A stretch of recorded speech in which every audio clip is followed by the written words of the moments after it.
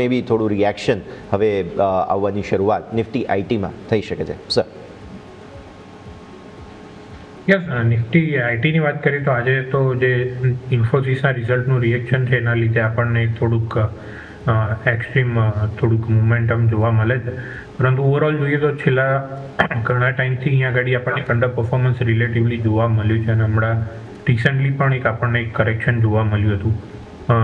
એટલે વેલ્યુએશન ઘણા રિઝનેબલ થઈ ગયા છે અને હવે સિલેક્ટિવલી જે આઈટી સ્ટોક એઆઈ તરફ પોતાનું શિફ્ટ કરી શકે છે બિઝનેસ, અથવા ઓવરઓલ ગ્રોથ જ્યાં આગળ ક્લોક કરવાના આપણને સિગ્નલ મળી શકે ત્યાં આગળ રિલેટિવ આઉટ પરફોર્મન્સ જોવા મળશે કમ્પેર ટુ અધર. અને ઇન્ફોસિસમાં એ લોકોએ જે રિસન્ટલી પરફોર્મ કર્યું છે અને આગળ જતાં જે ગાઈડલાઇન્સ ઇન્ક્રીઝ કરી છે તો ત્યાં આગળ ડેફિનેટલી એક લાર્જ કેપ સ્ટોકમાં ઇન્ફોસિસ એક પ્રિફર્ડ પિક તરીકે મારા ખ્યાલથી રહેશે આગળ જતાં શોર્ટ ટુ મીડિયમ ટર્મમાં.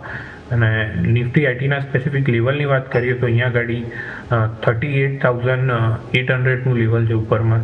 જો એની ઉપર આજે આપણને ક્લોઝિંગ મળી જાય તો ત્યાં આગળ એક આપણને ફ્રેશ મોમેન્ટમ માટે સસ્ટેનેબલ રેલી આપણે અહીંયા આગળ એક્સપેક્ટ કરી શકીએ છીએ 39,500 સુધીની. તો ઓવરઓલ બહુ ખરાબ નથી લાગી રહ્યું, પરંતુ અહીંયા આગળ ડેફિનેટલી એક કરેક્શન ઓલરેડી આવી ચૂક્યું છે તો રિસ્ક રિવોર્ડ લોંગ સાઈડના ઘણા ફેવરેબલ છે. Long side risk reward favourable નજર રાખવાની રહેશે.